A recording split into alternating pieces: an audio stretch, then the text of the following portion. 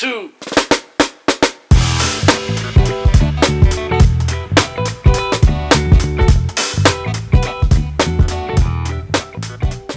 Good morning, everyone, and a huge welcome to our July Includability Community Support Group. It's so lovely to see you all. And as ever, if this is your first time with us on an Includability CSG, then a huge welcome to the family. It's wonderful to have you with us. And of course, to our brilliant returning community, it's just brilliant to be by your side as always.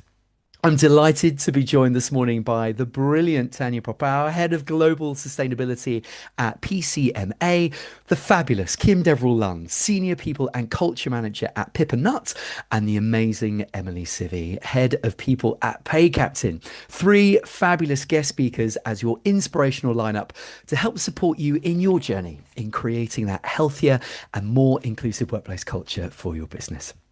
Our very own James Bravato will be supporting with any questions you might wish to pop into the chat feed during the CSG itself, as well as sharing links, upcoming events, news, and more for you across the next hour.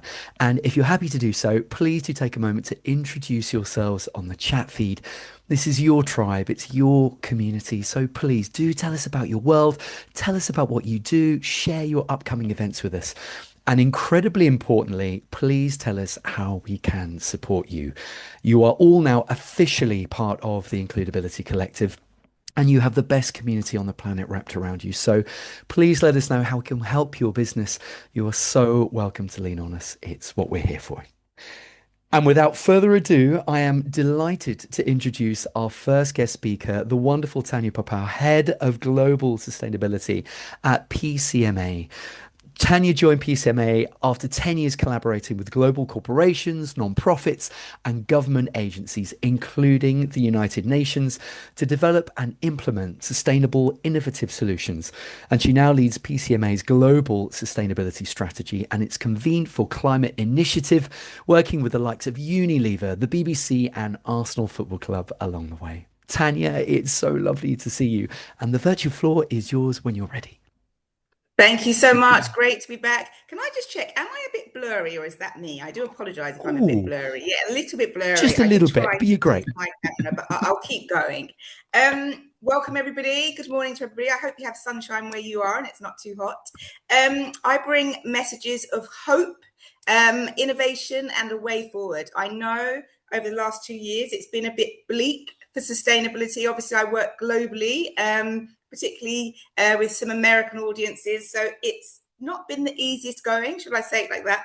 And I think what I want to do is talk about the messages, lots of the messages that I see today, and the way forward I see for many global businesses and the way they're operating. So across, I would say, over the last 6 months to a year, I've seen lots of messages around LinkedIn and within sustainability communities that say sustainability is dead. No one's listening. In 2020, we had the world's focus, and now it's kind of gone a bit quiet. I would say the opposite. I think there are some companies that have certainly dialed back, but what I see is people moving forward to be more adventurous, more innovative, and they've actually embedded sustainability more within their business models. So if I cite a few companies from HSBC to some of the larger kind of more tech companies, many of them have asked their chief sustainability officers to stand down, and this has caused a big fury. However, what you do see is sustainability embedded more as an economic value, more as a competitive advantage. And so they're looking at new products, new systems, new business models that can drive change. AI, we're going to step onto this in a moment, but AI can help this in terms of, I think what we're going to see is whole new industries. And because we are starting from scratch, because this is an emerging technology, which is starting from scratch, it's going to help us develop more sustainable features. Now, I know there are many people that are screaming at me about the data centers, the energy consumption, the electricity consumption. How are we going to support AI? We will come to that later. But I do think overarchingly, it's a positive. ESG, we know that ESG is a terminology, as a process that's been embedded Some people say it's slightly fading, and it's been around for a few years now. It doesn't have the attraction, and reporting has become monotonous for some. We at first it was a way of introducing a kind of framework, a sustainability framework, and now for many it's just become compliance. I was talking to somebody, a week ago who is desperate to do something new. So I don't think it's disappeared. Again, I think there's a move more to embedding it within their system. So embedding it within their global strategies or within their business strategies, and also more kind of in their resilience. So resilience of supply chains, and also more in their levels of productivity and efficiency. So yes, it's true for some sustainability officers standing down means that there's less of a focus, but actually what has happened over the last few years is sustainability has been effectively embedded across a wide range of departments. It has been decentralized for many. There's still a tremendous amount of work to do. And that's why we're seeing less of a focus on ESG and more on a focus on sustainability strategy.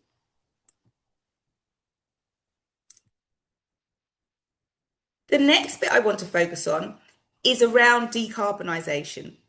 What we tended to say was, let's focus on carbon reduction. Then we moved into offsetting, and then we hated offsetting again. And then we moved into carbon markets, and carbon markets is kind of a discussion. We are now appreciating just reducing carbon, or the heavy focus on carbon reduction, is not enough. And we are going to focus on, I think, those technologies and kind of those businesses which are more driving change as opposed to just focused on reduction are those ones that are taking center stage. And I see this more in smaller, more emerging new innovative tech or new innovative social enterprises which are being funded, or there is a lot more direction on funding companies which are actually doing good as opposed to those focused on trying to reduce the bad. Of course, we need this because we know companies and governments are still heavily invested in fossil fuels. So we have to look, and equally we know with AI and the dependency on electricity and energy consumption, we've got to focus on carbon reduction and minimizing our usage. However, it is so much more a focus on value add. And again, I think what we're going to see, as we did with the last wave of the digital transformation, where whole new industries were developed, whole new products and services, that we just didn't have names for, and now become a part of our stable business community. We know that AI is going to generate whole new industries, and I can see that within the tremendous amount of money that is being funded towards AI. Of course, I'm stressing again, that sustainability is a massive issue around this. However, I see a tremendous amount of development going on from, I was talking to somebody last week who's focused on an AI platform to support refugees, but also on a platform to democratize healthcare. I just think we're going to see tremendous amounts of advancements in this area. I've touched on AI, so let's get on to the AI area. And I will touch on an event that's running at the end of September, or mid-September, I should say, where we are engaging the big tech. So my focus, I know for many, there's a boycotting of AI, and of course around copyright and ethics, there are issues around the actual content. The biggest issue, as we know, for sustainability is around the data centers, water consumption, energy and electricity consumption. We see in the US, people are resisting data centers being built in their areas because of fear around rising electricity and bills, and just the impact it will have on these local areas, from pollution to droughts, etc. However, I know this is an issue, and I know it's an issue that has to be addressed if we are to move forward. But as I said, what I see is counteracting that, and we are about to host someone from Amazon who is an AI lead, but also hugely focused on sustainable transformation. I do see individuals within these companies wanting to drive forward. I know the tech companies have come under big kind of scrutiny this year, and dare I say, so they should be. I'm not ignoring the issues from political to social to environmental issues. but I do think they hold a lot of the resources, a lot of the technology, and therefore I'm positive about the change that can come about. Just a little bit more on what we're seeing around adaptation. We know today, I'm in the UK, in London, in fact, we've got around 34 degrees heat. I was away, thankfully, for the first heat wave, but we know what we're seeing because, and particularly the wildfires in Europe, we know we're seeing a greater shift towards climate resilience and adaptation, because the challenges that we face are already here, as we know. But this is also going to accelerate change, I think, in these areas. A couple more things we're seeing: that real shift to biodiversity. So lots of focus on rewilding, lots of focus on nature capture, lots of focus on conservation, more moving to that area, and protocol and regulation protecting the biodiversity, which is great, for I know is very much celebrated by many people. But the final thing that I really want to touch on, and I touched on it in the beginning, is the way in which innovation is coming to the forefront. And AI, I think, is driving this. But the whole idea that those companies that really are tomorrow's future are those that are actually driving change. So as alongside driving profit, and alongside driving their growth, they are going to drive change. And that's about the new business models, new products, and new services that are coming to the fore now. As I say, I visit lots of kind of emerging technology kind of competitions, innovation challenges, and all I'm seeing is new waves of social enterprises, new waves of environmental innovations or products or services which are driving change. We're only going to see more of this, I think, over the next 5, 10, 20 years. And I genuinely believe that the future belongs to those businesses which are solving our biggest global challenges. And so finally, it really does belong to those organizations that are bold enough to reinvent themselves in this current moment of evolutionary change. There's no doubt there's a huge amount of, we are going through an evolutionary cycle, and those that will thrive or come on top are those that are a part of the solution, a part of solving our greatest social and environmental challenges. And that's it for me. Tanya, that was wonderful. Thank you so much. Just amazing examples of how sustainability leadership can genuinely reshape an organization's culture and its wider community impact. Please do connect with Tanya. She's incredible. James is being a dream and is dropping that link into the chat feed for you now. And I know that she would love to hear from you. Tanya, we love you and thank you. And I forgot to add one more thing, go for it, please the do. gift. I forgot the gift I have.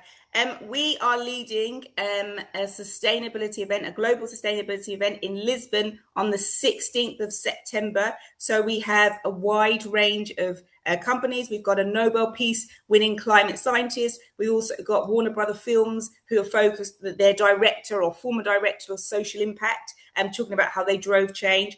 We've got Netflix, we've got Google, we've also got aviation ideas. So a wide range of global companies, but people that I've personally engaged with who are genuinely driving sustainable transformation. And my gift to Dave and the crew and all of the Includability network are complimentary tickets to this event. So if you are interested, tickets are going quite quickly. I've sent Dave the link and the discount codes. If you are it's somewhere. James is pointing. I don't quite know where that is. Somewhere I'm going to point to. It's somewhere. If you are interested and attended, you can please sign up on the link. Tickets going quite quickly, but I think it's going to be a very exciting event. Thank you. Tanya, you're amazing. Thank you so much. Absolutely. James's point. Do you know what? It depends where you are on the screen. If it's like a down or an up, we do this to each other all the time, but it is in the chat feed. Tanya, thank you so much. Honestly, you're wonderful. And what an incredible opportunity to obviously join Tanya and a wonderful team in Portugal Obviously, James and I sadly can't offer you a similar opportunity to join us, but we can do that online for an hour in November from the comfort of your working desk. So while Tanya could take you to Portugal, join us for what we hope will be an incredible 2026 Includability Awards in November. Nominations are now open. We have the link to the nomination form in the chat feed for you now. And we will, of course, be posting it out across the socials over the coming days. But please, this is your chance to showcase the amazing work for the companies that you work for. We have multiple categories for our includability committed employers who may enter as many of our award categories as they wish, of course, for free. But for any organization who isn't a committed employer yet, they can apply for the 2026 Spirit Award. We'd love this to be an opportunity for you to celebrate yourself. So please don't be shy. Nomination deadline day for all the awards is Friday, the 30th of October. So you've got plenty of time, I promise. Ready for our online awards ceremony of Wednesday, the 30th of November. So check out the link and please do get those nominations in. So two wonderful links in to Tanya's brilliant event happening in Lisbon in September. And of course, the Includability Awards that are going to be happening a little later on in the year in November. I'm now delighted to introduce our second guest speaker, the wonderful Kim Deverall-Lunn, Senior People and Culture Manager at Pip Nut. Kim is a brilliantly experienced HR professional. We love her so much. She's a proud qualified mental health first aider, and she's been busy nurturing a workplace to be proud of, championing culture, values, and employee engagement, and embedding well-being initiatives that put purpose right at the heart of the business. Kim, it's so lovely to see you as always, and the virtual floor is yours when you're ready.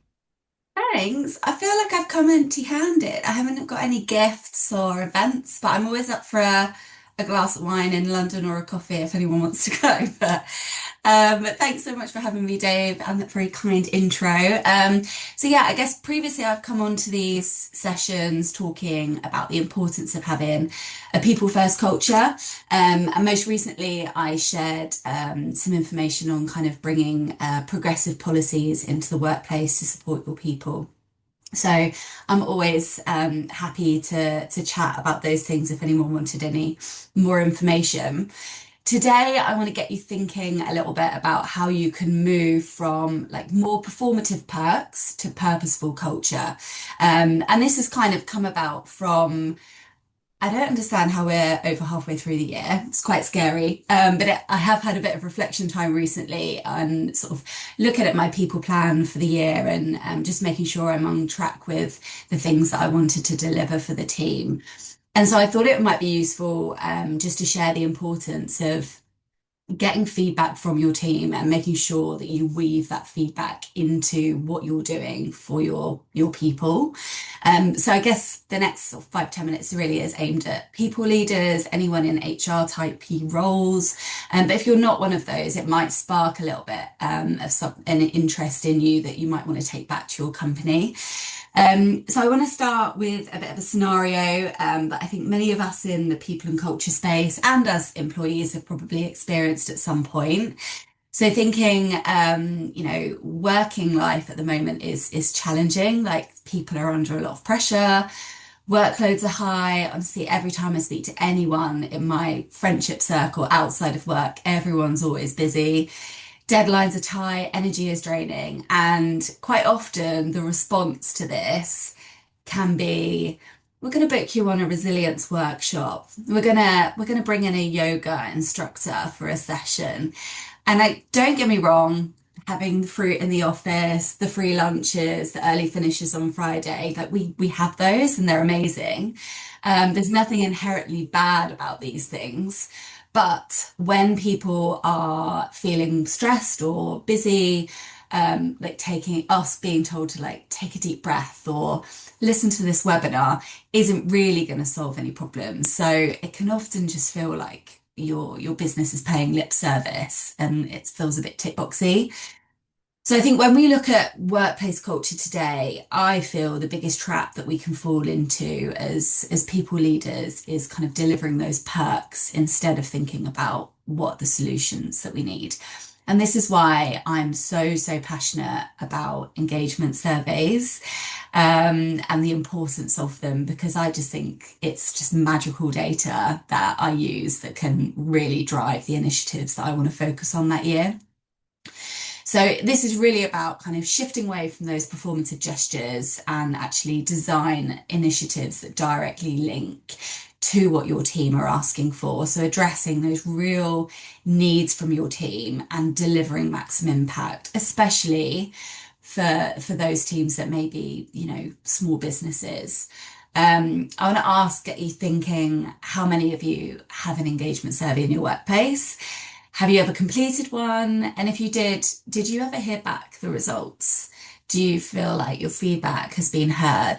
Like, we absolutely should be doing these. And I know, there's a real debate over whether we should be doing pulse surveys or annual engagement surveys, and there's pros and cons to everything. But ultimately, as long as you're giving your employees the opportunity to have their say and give their feedback, all of that information should really be forming part of, the people initiatives that you're leading on, for that particular year.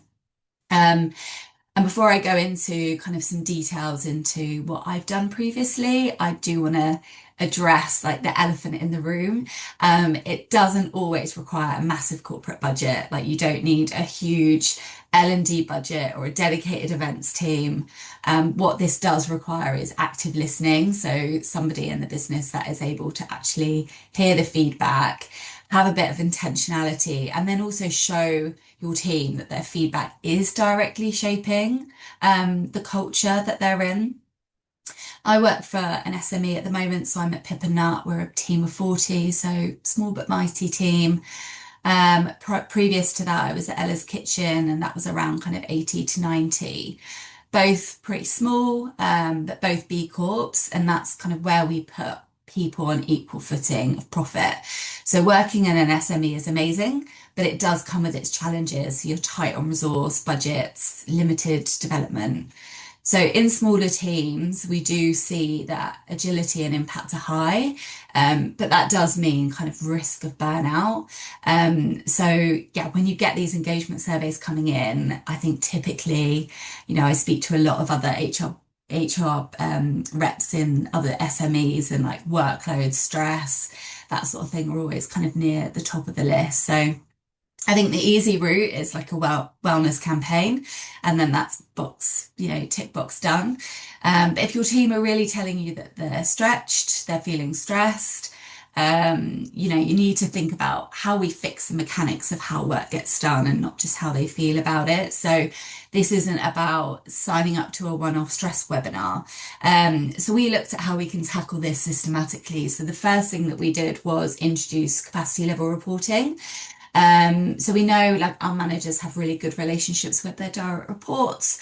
But I was really keen to get into the nitty gritty of, when are the peaks and troughs of busy times, and also giving the team like a real psychological safe framework to flag when they felt that they were like tipping into that stress point, and feeling really under pressure. And it was just a simple Google form, so free to do, send it every month. It would take 20 seconds, 30 seconds for the people to respond to it. And from that, it's massively helped. We've been able to pause projects. We've been able to intercept. So if I see somebody that's flagging at red 2 months in a row, I can go for a walk and a talk with them. I can just check in with their manager, just make sure they're helping them prioritize and set those boundaries. So super light touch, but like massive impact that it's had. The second thing that we've done is introduce meeting-free weeks, which I think are my favorite things. I honestly feel like everyone needs to do them. Like, we know that, we get into a routine of having like back-to-back meetings and, interruption, which means that kind of head down work or that deep thinking work is just not getting done, and it's getting deprioritized, which can cause, stress for people. So we introduced 2 last year, and we actually had 3 this year. So all meetings are cancelled. External, obviously, if a customer or a supplier needs to speak to you, then fine. But one-to-one's gone, project meetings, absolutely diary free. And you can also, you don't need to come into the office, you can just work from home. And that just really allows that reset for people just to clear the inbox, have like a slower pace. There's no commuting, for example. And again, didn't cost us anything and had a great impact. And then I guess like the more these, I guess, ones that we've invested financially in are really making sure that our managers have got quality training so they're really able to spot signs of stress, have those real empathetic one-to-one conversations. And then finally, I know there's lots of different personality profiles that you can do. We use the Insight, so the fiery red, sunshine yellow. And we ran a workshop very recently. We are about to hit quite a busy period for the team. And so again, instead of being like, right, let's see how we can be really resilient through this time, we ran a targeted workshop on how our color energies show up under pressure, which has given us like this really great shared vocabulary on when inevitable stress hits, understanding like how each of us who have all got different color energies could potentially show up under pressure and what we could do to support each other. And that's been brilliant. And a lot of teams in particular have kind of shared their color energies and sort of been a little bit open about, how they show up on a good day and a bad day. And it's been brilliant. The second thing I think that comes out of the engagement surveys is around this like one team ethos. It's again, it's just a real common thing that comes up. I think you can't mandate collaboration and expect it to happen, especially when you've got a lot of like cross-functional working. But one of the things that we've done is have those like lighter touch moments with people. So yeah, we've got a team in the business who will organise a little bit more of a light touch fun moment throughout, the year. One thing I would say about this is just being really mindful of when you're planning these things and get feedback again from the team. Like, there's nothing worse when something is put in your diary and you can't attend it because you're doing month end or you're in budgeting or what have you. So really like planning your calendar around those busy moments. And, I know we've got this busy moments coming up in the next 2 months. I'm not going to put anything in the diary because mainly because I don't want people to be pissed off with me, but also I just know it's going to go down like a lead balloon. So it's just being really, really tactical with when you put those moments in, when you put those training sessions in, when you run them. So really thinking about that. And then as well as like meeting free weeks, like we're very fortunate. We have like an annual away trip, which, does cost a lot of money. But again, you can do it on like different scales. But that wasn't about just having a jolly. It was, really intentionally designed to break down silos, step away from the noise. We had a lot of activities and I purposefully mixed up the group. So, they'd be with people that they don't necessarily work with day to day. So, again, it's just all about like what's being said in that engagement survey and then how you're like actually bringing it to life. And then finally, especially, I think a lot of you, if you're in an SME, will know one of the big challenges is around kind of development and progression, and it not being maybe as fast as you would get in a large company, and people wanting more transparency around kind of where they were heading. And so, we put together a framework, so people have that, but we didn't just put the framework together and there you go. Like we actually actively delivered own your own career workshops. So we really taught team members how to drive their own growth, navigate those developmental conversations. So that framework really was great, but it was very much like a supporting tool for people to lean on. So I think, yeah, I guess just to wrap up really, it's really making sure that you're connecting those initiatives, whether it's training, L&D, wellbeing initiatives, manager training, really connecting them directly to the feedback. So everything I've mentioned today is directly from, the surveys that we had. Don't be afraid as well to toot your own horn and say, like, look, you've said this, so we're doing this. You know, it's really, really important that people can see the action is actually happening. And sometimes they need a reminder of, I think the team do need a reminder of that, and how you've kind of linked them back to their feedback. Um, Remember, it's not about intentionality. Sorry, it's about intentionality, not big budgets. So you don't always need big budgets to train managers, set those boundaries. You just need the willingness to listen and execute really thoughtfully. And then finally, like focus on depth over breadth. So you don't need 50 different perks, small targeted set of meaningful actions done really, really well and embedded thoroughly will always be like a long list of half-baked initiatives. So I think when your team see that their feedback will lead to tangible supportive systems, like that's where, true engagement really lies. So I think, yeah, get that feedback. Think about what are you doing with that feedback? Is it actually going anywhere? Are you sharing it back to your teams?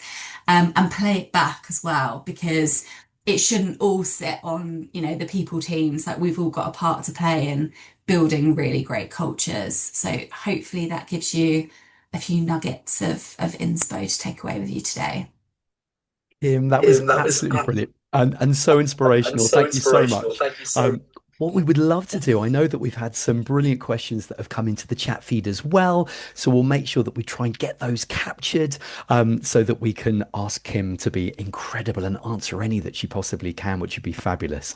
I know one of the wonderful things that we love listening to Kim around is that she has such an understanding as to really what it takes to build such a fantastic values-led culture in what is an incredibly, fast-growing SME, and can translate that so brilliantly into practical action. So please do connect with Kim. So worth booking in that virtual cuppa, in that meeting-free week if you can, if your business requires that support and engagement, because she does give great guidance around embedding that culture and well-being at pace. But around the depth as well, which is everything. Kim, you're wonderful. Thank you again. And it's so, so great to see you. And we would now love for you to vote for a charitable project that we can support on your behalf this morning through our partnership with B1G1. They are, like Pip Nut, another brilliant B Corp certified organization. They're a global giving platform and they support hundreds of charitable projects, both in the UK and internationally, all positively impacting the UN Sustainable Development Goals. So as ever, just by being incredible and, joining us this morning, you are doing a wonderful thing for the planet. So thank you to everyone again for being with us today. James is going to drop those great options into the chat feed for you now. 3 amazing high impact community projects for you to choose from, and simply pop the letter of your chosen project into the chat feed, A, B, or C. Project A is providing healthcare to remote and mountainous communities in Malawi. Project B is providing animal rescue support within global disaster zones. And Project C is providing therapy and support for survivors of violence in Guatemala. 3 great projects to choose from. And as you choose your project, I'm delighted to introduce our third and our final guest speaker, the brilliant Emily Sivey, head of people at PayCaptain, helping build a mission-driven fintech that's transforming the way that companies pay their employees. I love Emily so much. She brings years of experience in the financial wellbeing space, having previously supported people policies and processes at a financial coaching platform for B2B employee wellbeing and benefits, and now channels all that brilliance and expertise into PayCaptain's community, their employer brand, and people processes. Emily, it's so lovely to have you with us as always, and the virtual floor is yours when you're ready. Thank you. That was like the nicest intro ever. I'm going to remember that and then use it next time I say anything. Okay, I actually prepped a couple of slides. I swear it's just like 5, but I figured you wouldn't want to see my face. Maybe you just want to have a look. Okay, I always get this wrong. Anyone else just really struggle like screen sharing? Emily, I I'm the just same all panic. the time. I can't be trusted with it. I just can't be trusted. And even though I've tested it like a gazillion times, I know it's going to work. But right, here we go. Okay, so I'm actually going to touch on a couple of the topics that have already come up as well, which is amazing. I'm Emily, I'm head of people at PayCaptain. We are a B Corp. We are the UK's first tech payroll B Corp in the UK. Said that really well. And we are obsessed with financial well-being. So we want to turn your pay processes into a complete employee experience. We have built-in financial well-being tools into our payroll platform, which is like free of charge to the employees. And then we also have like payable extras, smart pay, etc. And I mean, I could talk about payroll. Payroll is like a new industry, but I could talk about financial well-being all day, every day. I'm actually like obsessed with talking about money. I saw someone wrote in the chat, I think Linda wrote around pay inequality. So hopefully this will vibe with you a little bit. But I am obsessed with talking about money. I don't mean in like, I'm not going to ask you what your salary is, unless you want to tell me, that's fine. Let's all benchmark as a group. But I am obsessed with talking about financial well-being in the workplace. I think we're increasingly coming to that point where it's so important, it's critical. And when we talk about engagement, we talk about transparency, and there are totally free, easy ways that you can be more transparent as a business. Probably a lot of these, like knowing that you're all B Corps or part of the Includability network, I'm sure a lot of these you're doing yourself. So sorry if I'm teaching you how to suck eggs, but here we go anyway. So I guess like when we think about transparency in the workplace, like we have literally built entire industries around being transparent with complete strangers. Like, how many of you know who the UK's most well-paid footballer is? It's not a test. I'm going to say it straight away. It's Erling Haaland, right? We all love him. We all loved him in the World Cup. He earns £27 million a year. Not much, close to my salary, obviously. And also an MP. Who knows what an MP earns? I know. I tell you, it's £98,599. But even like when we talk about on a macro level, like the NHS, for all its flaws, which the media love to tell us, they are one of the most transparent workforces. NHS Band 1 worker, minimum wage, their minimum wage is 25,272. So like, we already know all these salaries. So why are we so nervous about our own?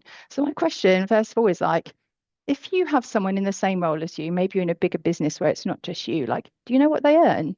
Do you know if there's someone else in the same role as you? Do you know what they earn? Do you know what their salary band is? Is their pay fair? Is it equitable? Did they negotiate better than you did? Like all these questions I want you to think about, because for the next like 10 minutes, I did practice this and it was way longer than 10 minutes. I'm going to talk really quickly. But I'm going to make a case around pay transparency, specifically around salary bands, compensation philosophies, because I genuinely think this is like one of the biggest competitive edges we can have as an organization. But underneath that, there's this like real personal case. And why it's so important to me is like, this is people's financial and emotional well-being that we're talking about. And I think that just supersedes like company culture. Like we're talking about real people planning for their futures. Like we'll talk about why it matters, and we'll talk about what like being transparent actually looks like, because it's not like one thing. Being transparent is a spectrum. And third, like what does it look like in real life? And I'll use PayCaptain as an example, like what we're doing, and then hopefully leave you a couple of food for thought, I suppose. So yeah, any questions, please drop them in the chat and I'll try and answer them afterwards. And I have loads of links to everything that we're going to talk about, and I'll share it. So why? Let's start with the why. I mean, shouldn't really be a why, like why are we transparent? But here's some numbers for you, because everybody loves data. OpenOrg, and if you don't know OpenOrg, you really need to know them. They're incredible. Adam and John have built this in like amazing transparency company. They have loads of free resources, but they did a research across like 456 companies, like tech startups and scale ups. I think it was like under 500 employee companies. And 43% is like the average transparency score. And that's across the whole business, not just pay transparency. So they look at every element of your business, from like progression and engagement and employee life cycle to your policies and pay. So less than half are like barely transparent. And in a world of like stand-ups and all hands and Slack channels for absolutely everything, including your pets and your babies and your like holidays, like how are we in this point? And also it's not really just culture anymore, right? We have the EU pay transparency directive, where a company has to explain if there's a pay gap of more than 5% in the same role. But also, if you've seen it in the news, I'm super excited about this, but MPs are currently writing in new anti-discrimination laws where you are going to have to put your salary on your salary range on the job description. So like we're coming out of this like silence mode. Like it used to be this default where we're like so secretive and we're not going to talk about our salaries and we're not going to tell our colleagues. Like some people don't even tell their partners. And honestly, that is just your choice. But I think in the workplace now, like not doing it is a little bit of a liability, but also like on a personal level, like not knowing where you stand. Are you paid fairly? Is there room to grow? What does next year look like? It's not just like being uncomfortable. That is a financial well-being problem. How can you plan a mortgage or a house move or childcare or plan to get pregnant or plan to buy a dog and all of the costs that dogs have? Like I actually didn't realize before we started thinking about getting a dog, and just to caveat, I didn't get one. I have 2 children and they are expensive enough. But how can you budget if you don't know your future and you can't see what's coming? And when I'm not talking about like a macro level, I'm really talking about the whole thing, just a number, just an idea. And I think financial well-being isn't just about how much you're paid, but it's also about the certainty about what you're paid and when you can expect an increase. And pay transparency just gives people back the ability to plan their lives and not just like exist in a life. So why are we going to be transparent in life? 4 reasons for me, I think. Like 1, trust. When people can see that logic behind a decision, they just stop assuming the worst, and that builds engagement and brand loyalty and employer loyalty and better emotional well-being. Obviously, 2, it supports their financial well-being, knowing where you stand, knowing where you could stand. It just removes that guesswork and gives people stability. 3, Linda, this is for you. It reduces inequality. We know men are statistically more likely to ask for a raise or ask for more money or ask for a promotion than women. So if we have structured, visible criteria that closes that gap and is not about how well you negotiate, we are in a stronger position for everyone. Equity, that's what we're looking at, not equality. And 4, it just boosts your own accountability. Like if you have reasoning behind how a decision has been made, it stands up. You can talk about it. You can repeat it. It's a scalable process. So they're my top 4 reasons. And for me personally, I just think transparency is like top tier. It's my favorite thing. And like I'll talk about PayCaptain later and how we've embraced it. But let's talk about, and so this isn't just pay. I mean, you can apply these to any element across your business, and there's a spectrum, and we'll talk about that like now. So I can't take credit for this like spectrum. I'm going to give full credit to Duro. If you know them, they are an amazing, transparent company. I'll put their link to their pay framework, but we have just taken this and made it into our own basically, and this is how we do it. So this is, I mean, what people get wrong, right, is it's not just like a switch. You don't have to just turn it on and off like whenever you want. It's a spectrum. It's not even like a ladder. It's just like you can just pick where you want to sit and what you want to do. It's not like, it doesn't have to be a big thing. So here are like the degrees of what we call like the degrees of transparency. Like 1 is just like what we pay. You know your own paycheck. That's it. And that is most companies. They sit at number 1. So you know what you get paid. You know your own salary. You don't know anyone else's. And that's it. I would say that is probably most people. Number 2 is like how we pay. So market data, salary benchmarking, how we do annual reviews, what sort of processes you need to follow. And that sort of justification of how we pay. Number three, and that's like my favorite, and the one I want you to remember is where we pay. Salary bandings. You can see your band. Do you sit in the middle, at the bottom of the band, at the top of the band, or just, but are you in it? Are you in a band? And I think that's where like the financial well-being point is really concrete. Like if you can see the ceiling of your band and where you are, you can plan around it. If that's progressing through like leveling frameworks or getting a promotion or just wanting to save to a house, like if you can see where you're going, you can help plan and you are more motivated to work towards that. Like there are studies that show that, which I will link as well. And then degree four is like why we pay what we do. And this is what we call like a compensation philosophy. It is an actual reasoning as to why we've taken the approach to pay what we do. What data do we use and why do we use it in that way? Where do we sit in benchmarks? And like have that written down and shared with your team, like not just the numbers, but how you've made that decisions as well. Like what market data have you used? What like employee information have you gathered? And then finally, like degree five is everything. Full radical openness, everyone's pay visible to everyone. I mean, like a handful of companies do this, most don't. And honestly, I think most don't need to. If you're doing the other four things, like or just a couple of the other four things, not everything. I really think that's enough. But this is not like, yeah, it's not a ladder. You don't do them one at a time. Just pick one. If I had to pick, I would say publish your salary brands. It's like a low risk, like high leverage move, especially in this like spectrum. And it's really the point where I think trust starts to build in your company. And also for like candidates, and I'll talk a little bit more about this in a second, like you're not wasting their time and they're not wasting your time. Like, so what does that look like in practice? And I'm going to link everything afterwards actually, because I just wrote them all down, but I'll just show you like what we do. So three things that we do at PayCaptain, and I'll talk a little bit about salary reviews as well.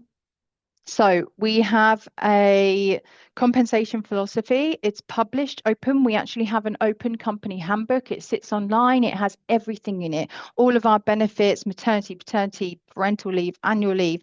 It has all of our policies, like what to expect, meet the team. I mean, like absolutely everything that you'd have like in an internal handbook, it lives online, including salary bands, leveling frameworks, how you progress, how we do salary reviews. I mean, like I'll link it, have a look. But we have three core principles which sit within our compensation philosophy. The first is pay equity and non-negotiation.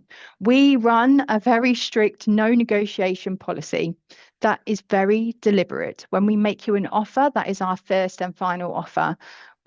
We do publish salary bands. We do ask you where in the range you would like to sit.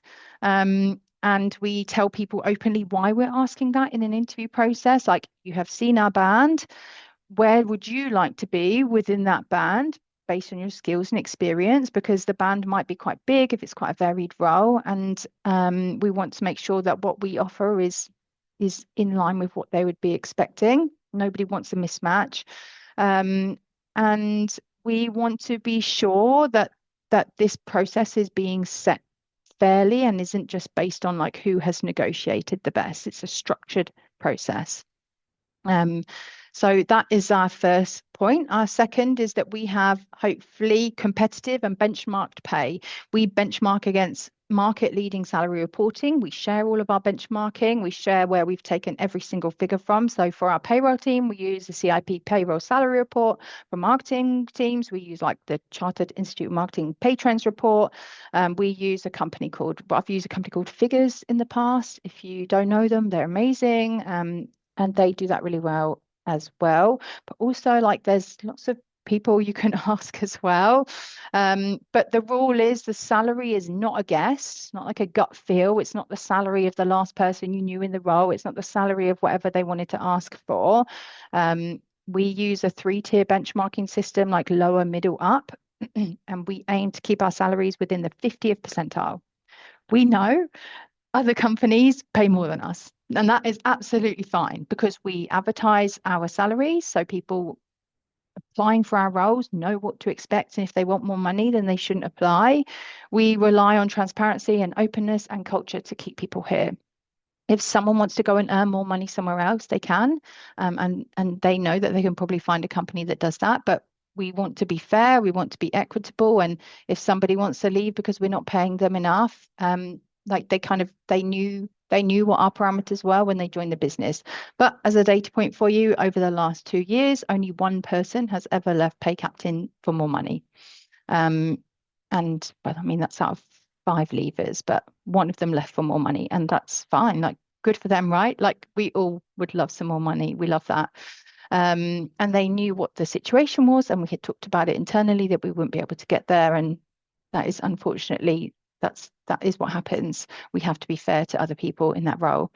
So the third thing is we do have a living wage commitment. Not everybody can do this. I know it's a bit of a sort of splits hairs in companies because we are 45-person startup. We're self-funded. We don't have loads of people working like frontline or in shops or whatever it might be. And so we have committed to the real living wage as a minimum, so everybody knows.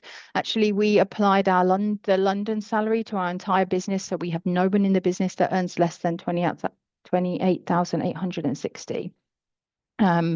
We made that commitment to make sure that we know everyone working at PayCaptain has a salary that they can really live on.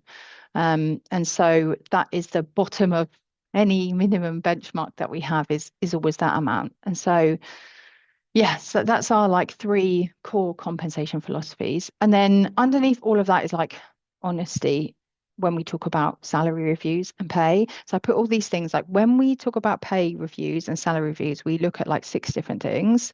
So individual performance, we look at progression, role specific impact, internal equity, making sure that everyone is paid fairly in their level, market competitiveness, and also like the one thing that people forget to talk about, and we talk about it quite a lot at PayCaptain, is company financial health.